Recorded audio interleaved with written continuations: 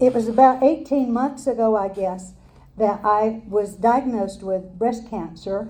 And I'm thinking, oh, Lord, I'm a goner, blah, blah, blah. So I didn't tell anybody for a couple of days. And then so we were doing parking lot. You know, we always have a meeting in the parking lot before and after meetings, right?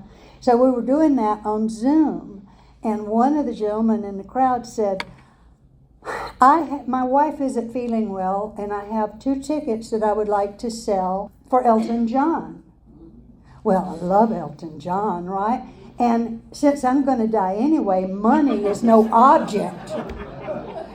But I had one stipulation. I said, yes, I'll buy them if John LaSalle will be my date. And John agreed. And that was awesome. And we were there, and after the concert, but we're leaving that Mercedes place, and it's, you know, it's huge. And I took a step or two, and my knee went out. And it was the most painful thing in the world. Long story, I'm getting to the point. I got the first wheelchair that I've ever been in before or since. His part of his job was to pick me up, and we went on MARTA. But even though I had wheelchairs, it was still like 1.5 miles or something crazy to get to the MARTAs. And man, were we a pair. But the thing that is so very, very impressive is, now I knew that John had long-term sobriety. I knew that he was one of the coolest people I've ever known. What really, really, really was the most impressive thing, John never once expressed any signal of being agitated, of being irritable, of being put out. He was just kind and gentle. And I tell you, John, you are a hero of mine and a wonderful friend and mentor. So I give you John LaSalle.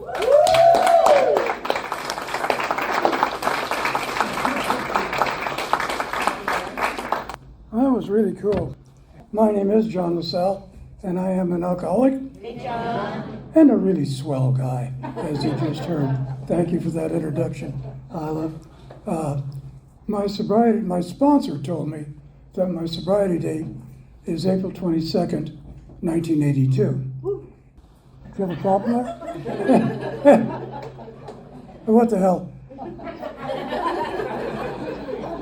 Take your own damn inventory.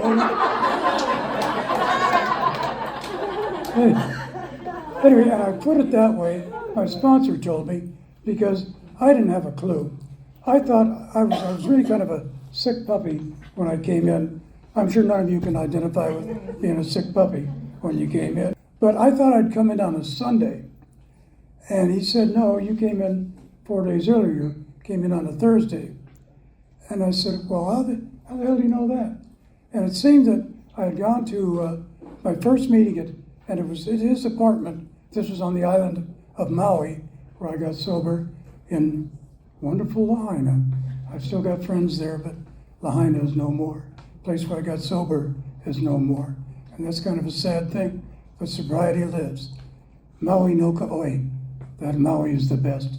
Let me tell you, they all got together after that in the spirit of love and aloha. But in any event, my first meeting was at his house, and he kept a diary. And in the diary, he said, new fellow named John came in today, and it was April 22nd, Thursday. So that's how I knew I had been sober that long. And I'll tell you what, I don't know about anybody else, but when I first came in, I would hear people who were talking about how they had a year sobriety, and they'd be all grinning and happy, and I'm thinking, what a butthead. That's sober a year, you're smoking dope. You're doing pakalolo and the weeds. What are you telling me? There's no way anybody could have a year of sobriety, a year away from a drink. Not if you drank like me, by God, you sissy. And then there'd be somebody said, I got 5 years. I say, Yeah, what'd you do? Get a little tipsy on New Year's Eve? Puke. And then there'd be somebody with my time, this amount of time. And I think, what, that old fart's got nothing better to do. And he doesn't even have a life. So he comes to these stupid meetings, and I'll bet he doesn't even remember what it was like to drink, for crying out loud. Well, I'm here to tell you something. When we read how it works before every meeting, there's a lot of important things in there. You can get a lot of meetings just out of how it works if we're actually listening. But there's one sentence there that says, we remember that we deal with alcohol, cunning, baffling, powerful. And for me, the most important word is not alcohol. It's not cunning, it's not baffling, it's not powerful. For me, and me only, the most important word is remember. Remember what it was like. If you drank like I did, and you're probably here for a good reason, my mind took me places that I didn't want to go. And I don't want to go back there. So I remember. And telling my story is one way where I remember where I come from. I know I heard a lot of people say, well, if I drink, I'll die. And I think, well, that's not so bad. What if I lived? What if I lived the way I was living when I first came in? I don't want that. There's lots of things worse than dying or going to jail.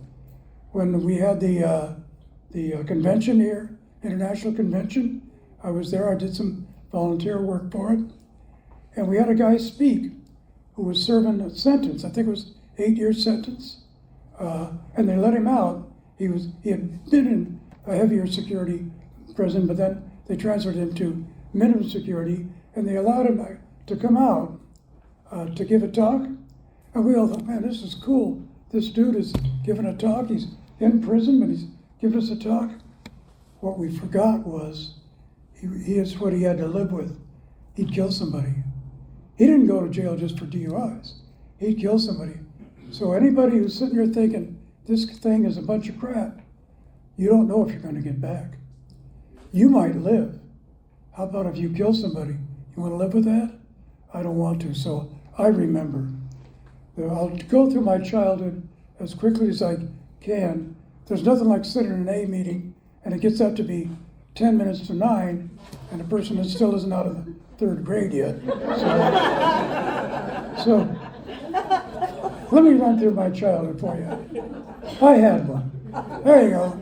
I had a childhood. So now, when I was growing up, when I was a teenager, like many of people here I know, I always felt that I was missing a gene. I knew that everybody else, all my friends, they knew how to handle life. I didn't realize they were doing on-the-job training like I was too, but I thought they just were all self-assured.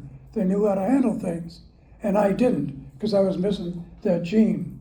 And then sometime in high school, I was a late bloomer. I didn't start drinking until I was about 16. And I was going to parties, and I had my first drink. And, you know, we talk about selfishness and self-centered in our meetings. And here's what my self-centeredness was like.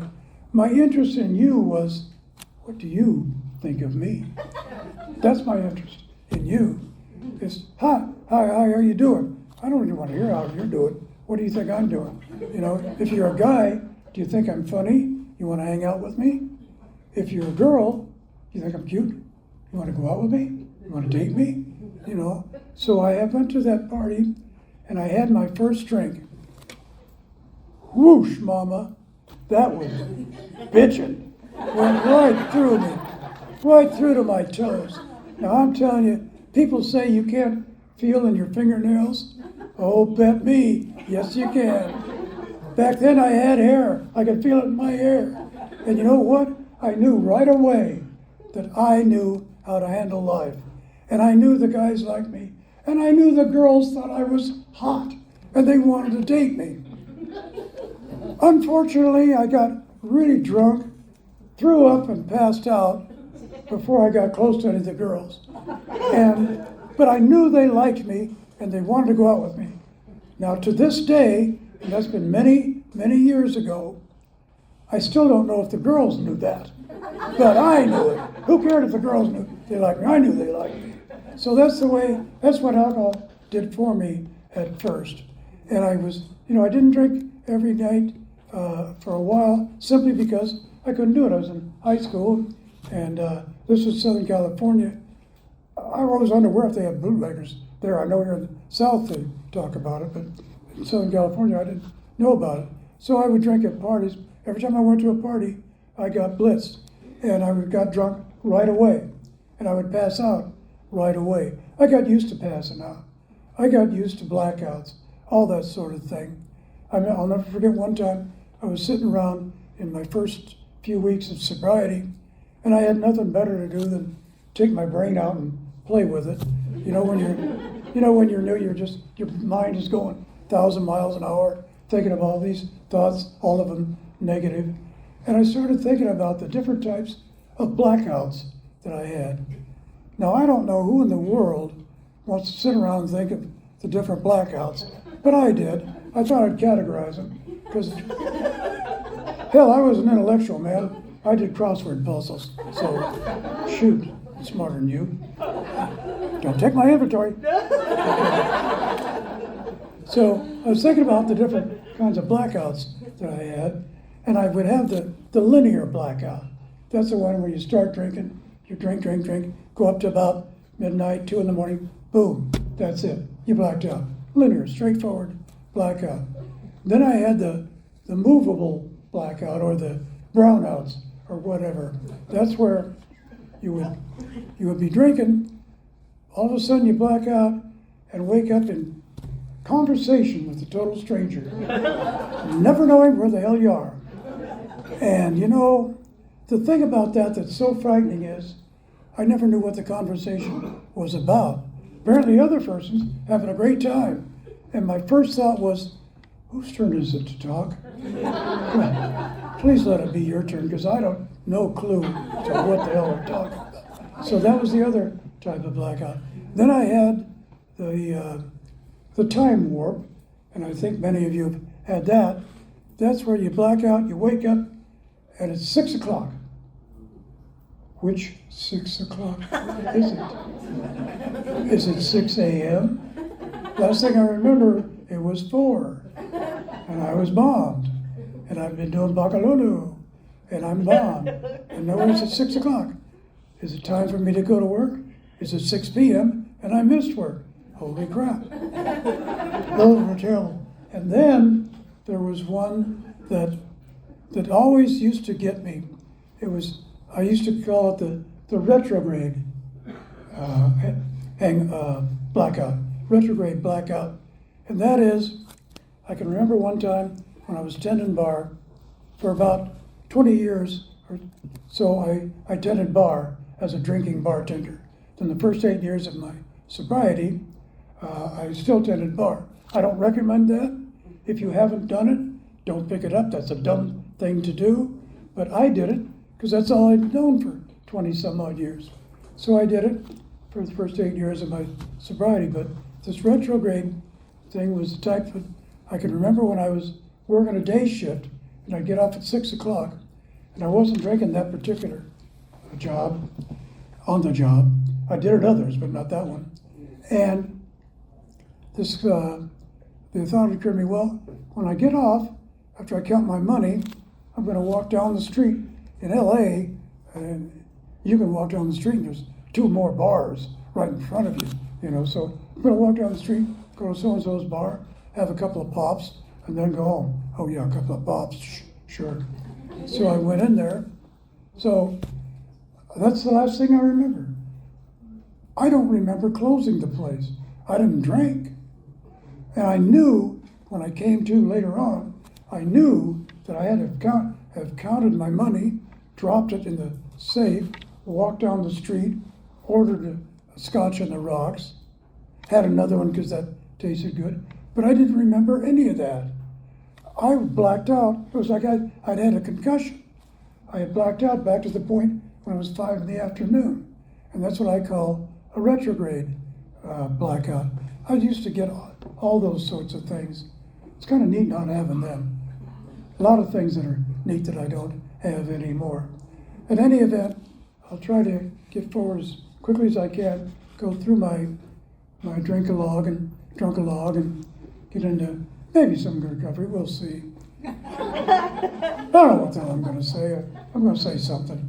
But, you know, I attended bar for quite some time.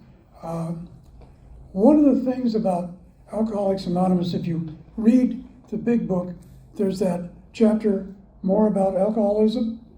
That is so cool because everything in it, if you're an alcoholic, makes sense. And it makes sense because you're nuts. Because that stuff is nuts. That's the insanity. I hear a lot of people say, I came into Alcoholics Anonymous and I wasn't crazy. Oh, really? What was your attitude about liquor?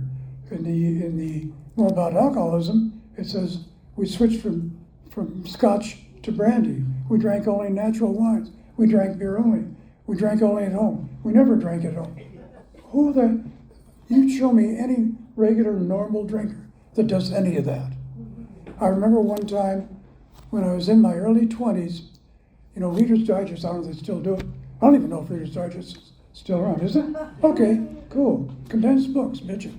Anyway, Reader's Digest had one of those, I think it came from AA. It was one of those 20 questions. If you answer 3 or 4 of them in the positive, there's a good chance you've got a problem with alcohol. Well, I took that in my early 20s, and I answered something like 18 or 19 of them. And I took it honestly, took it in the positive. And I hadn't been to any institutions yet, hadn't been busted at that point. So there were a couple of them, but the others I answered yes to. And I came to the only true, logical, intelligent idea that an insane person would. That test was flawed. Like everything they put down was normal drinking. What are they talking about? I hung out with people just like me. I was in the bar, so everybody, and particularly the bars that I hung out in, people were like me. We used to laugh about stuff about coming home and then going out to see where the car was parked. You know, that bravado. It was a bravado because it was bullshit. But I would wake up in the morning and I'd go out and I'd look to see, did I park the car in the street? Did I park it on the curb? Is it up on the lawn? And then I'd walk around it. That walking around the car when you don't remember driving home, seeing if there are dents or blood on it. And then you know what? We'd all laugh. There wasn't any, but that wasn't funny. And I don't miss that at all. I know where my car is now. Well, unless I happen to go to some big market or something, then I can't remember where the hell I parked my car. I just figured, gotta be here someplace. I'll just wait till everybody leaves. That's about it. But you know, that's the way it was. And one other thing that I'm gonna relate, I was married 3 times, came close on a couple of other occasions. And interestingly enough, everybody I met in the bar. That's really, most of them pretty much drank the way I did. Kind of odd, but then you go, when you're hanging out in a bar, who are you going to hang out with? People who drink like you, at least the kind of bars I went to. And you know, you talk about different types of insanity. I just got to bring this up. I have no idea why, but there was this one girlfriend I had, and she was nuts. She was nuts. Most of the marriages I had were somewhat contentious. This young lady was contentious. And we were at the bar one time, and she's down, sitting at the halfway down, and the bar, and I'm tending bar, and this guy comes in with his mother. He's coming in with his mother, right? So I say, how you doing? And he's his mother. Oh, hi, how you doing? This is great. And we're talking, and I'm having a good time meeting this guy's mother that he's brought in to meet me. What a nice guy. And all of a sudden, I hear this crash behind me. And I look back, and my good friend Vera has thrown an ashtray at me. And it missed me, and it broke some glasses. So the guy just moved and said, what's that? And I just said, oh, it's Vera, don't worry about it. And I cleaned up, and I went down I said, what'd you do that for? She said, because you're not paying attention to me and you're talking to that woman. And I said, that's the guy's mother. I just met her. She said, I don't care. Not paying attention. So with that, I picked up everything around her, took her drink away, everything else, no ashtrays, nothing that she could use. Well, the night went on. She just sat there on her little fanny, simmering and simmering. And so I go to lock up, and people are out. She's still sitting there. She was going to close up with me. So I went and I locked the front door. As I walked back in, she reached over the bar. She grabs an ice pick. Now this is the insanity of what it's like to be an alcoholic, particularly in a contentious relationship. She comes at me with this ice pick. So I'm standing there looking at, so I grabbed her wrist. I was quick enough to grab her wrist.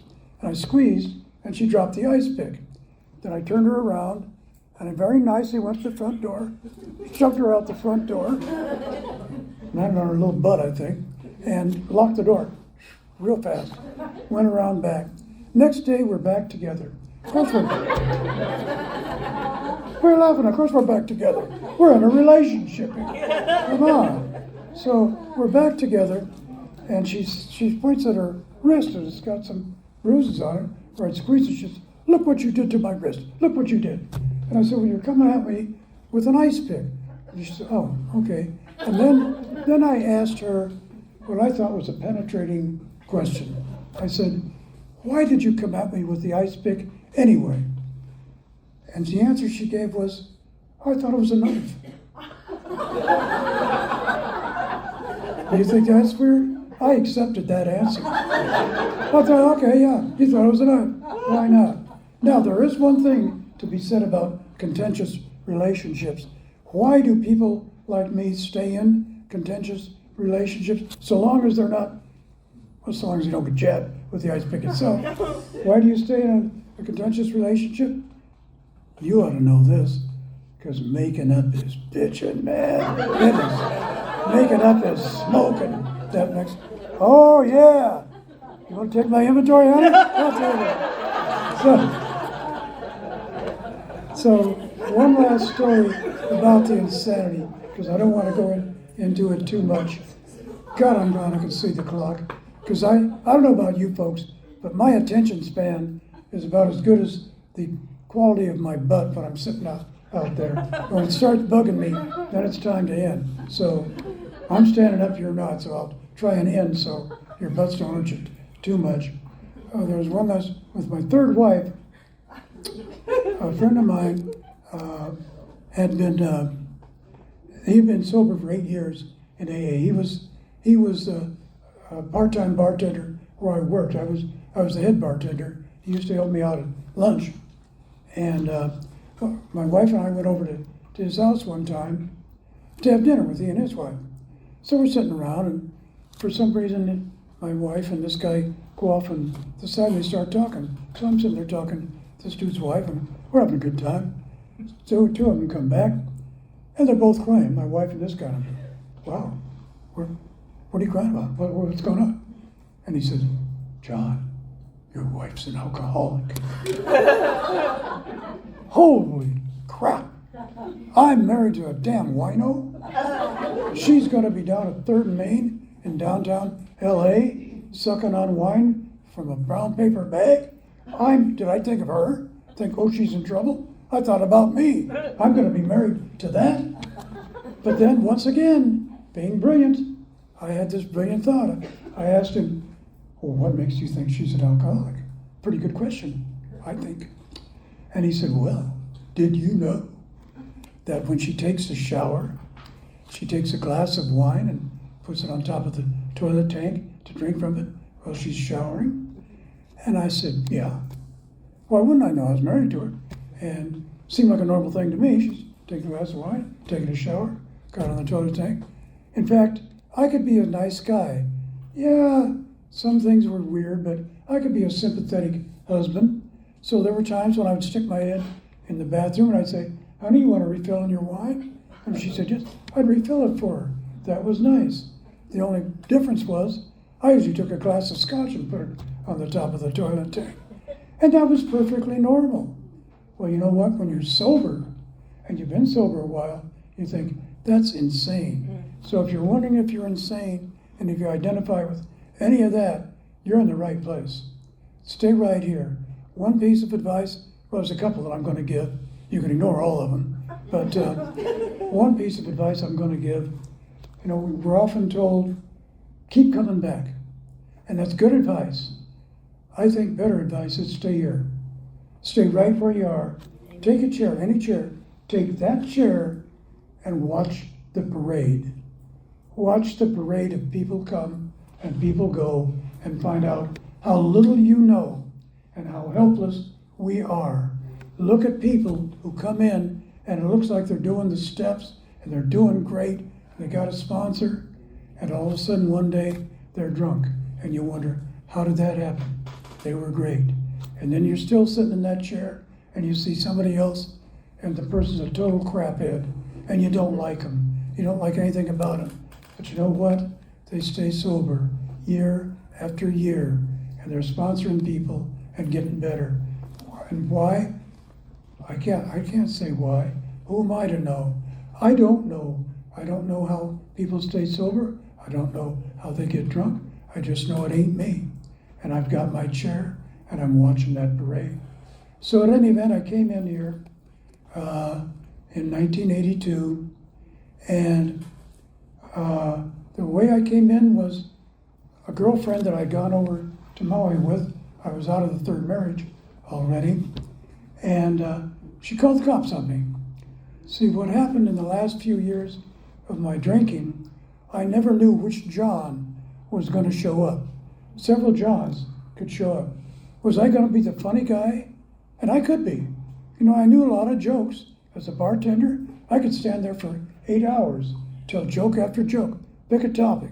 I could have told you a joke about it, being center of attention. And that's where I was, center of attention. I wanted you to like me, but I didn't know any other way to do it except to tell jokes. But anyway, I could be that guy, or I could be John, the pain in the ass, which was the same guy trying to tell jokes, but I'm nudging, hey, what do you think of that? What do you think of that? I can remember going out to dinner with my third wife, and there was a couple sitting across from us at another table. I didn't even know them. And I started talking to them, telling jokes, because I knew they wanted to hear my stuff. No, they didn't. But I was just being a pain in the ass. So I could be funny, I could be a pain in the ass. I could be the maudlin drunk, where I'm crying, pitying myself. I grew up basically, I went to high school in the 50s. Oh my God. That was back when we had papyrus to write on, stuff like that. But then I was a child of the 60s, of course, and I joined every group you could because I was going to save the world. And I'd get into one of those maudlin things where I'd start crying because, I had tried to do everything in the world to save the world, and look, it's still messed up. Don't you feel sorry for me? Nobody wants to be around that. Nobody. I don't, unless it's me, but I don't want to be around it. Or I could be a read-out drunk, and that is, I don't know if any of you have done this, but I could blow my top over something really small, and suddenly I'd see red. And if you've ever done it, that's a dangerous time. Because look at me, I'm not big. I'm not John Wayne, and trust me, I'm not Bruce Lee. But if I'm in a readout, I don't feel stuff. And you can be very dangerous because you do things that nobody even expects you to do. And apparently what I had done with her, I don't know what happened, spilled a drink, something like that. Apparently I started throwing stuff around the apartment. Thank God I didn't do anything else, didn't touch her or anything. But she called the cops on me. And that to me was a great 12-step because that was the first thing that I came to. I came out of my blackout.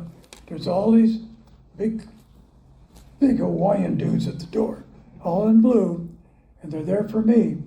And all of a sudden, I thought to myself, I'm 43 years old. And I had never considered that before. Now, I don't mean to tell you that I'd been in a 25, 30-year blackout. No, I knew when I turned 25, when I turned 30, when I turned 40. But in the back of my mind, I was still that 16-year-old kid that the brothers Holy Cross said, you got great potential. You can do just about anything you want to. Even though knew that I was 25 and 30 and 40, in the back of my mind, I'm going to straighten out next week. So I wasn't really conceding that I was getting older. I'd say, yeah, today's my 42nd birthday. What do you think of that? But no, in the back of my mind, I'm going to straighten out next week. Next week, I'll get a different job. Next week, I'll go back to school. Next week, I'll get rid of this wife. Next week, I'll get married. Next week, all of a sudden, I see all those cops at the door. That was next week. And I knew inside I was 43 years old. So then I came into my first meeting. Don't remember much about the first meeting, except one thing. Obviously, I didn't remember the day, but one thing I remember, this tall dude, he was 6'4", his name was Paul, had that salt and pepper gray hair that I always thought was so cool. And this is on Maui, mind you. He came up to me, put out his hand, shook it, and says, "Hi, I'm Paul. I'm glad you're here." And that was incredible, because I wasn't glad to be there. And I didn't want anybody to come up to me, because I couldn't stand myself. I was the worst person in the world. We used to have a saying over there, lower in whale shit. And that's how I felt. I was lower in whale shit.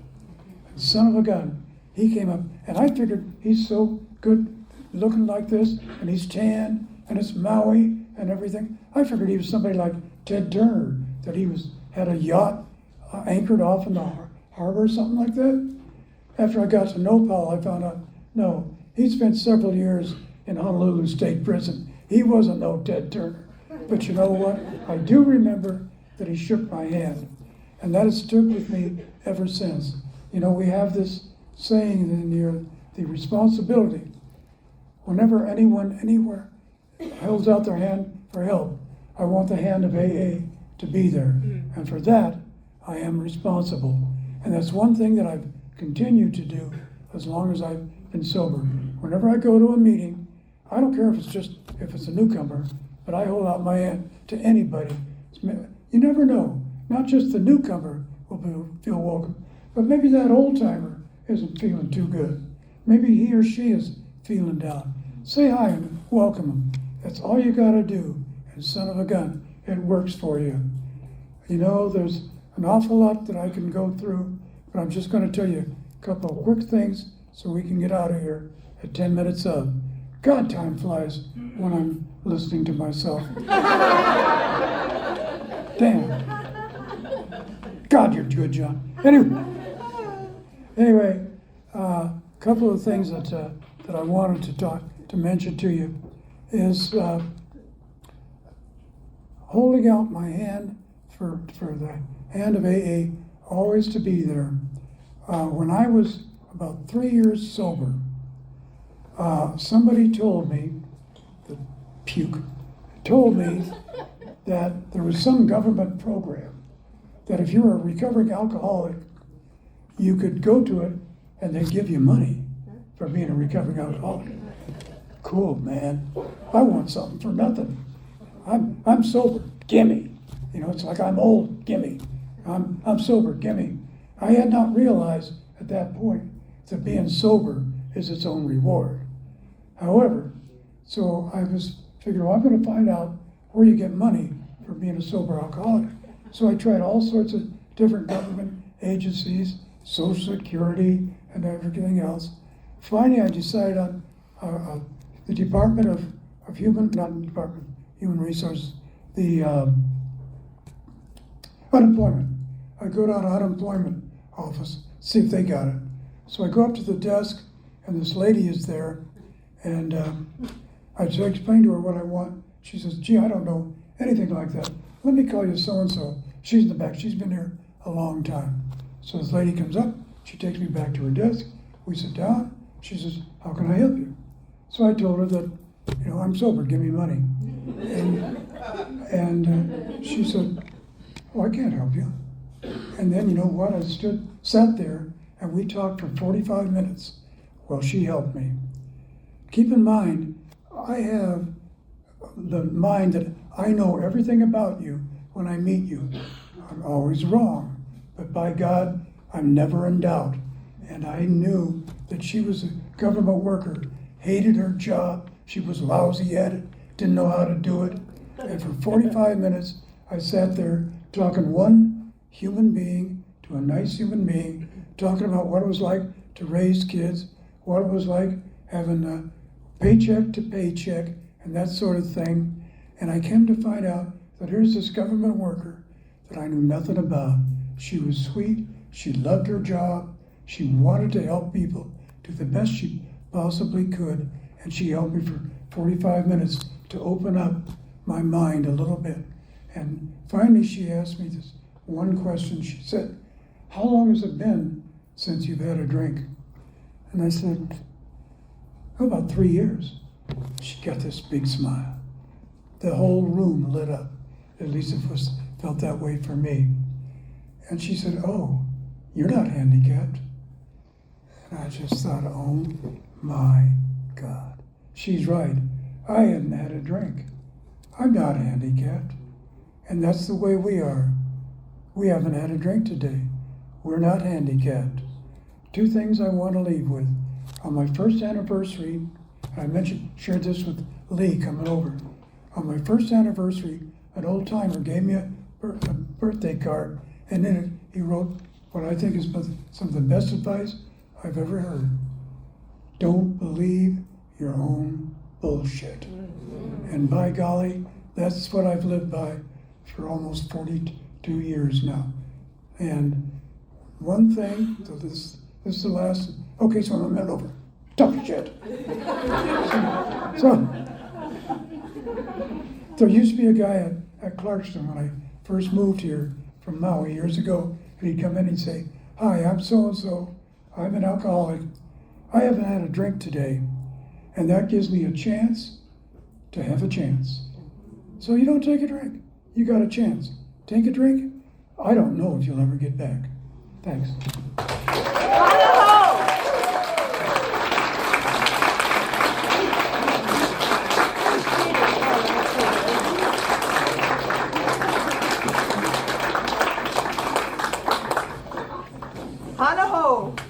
Told ya.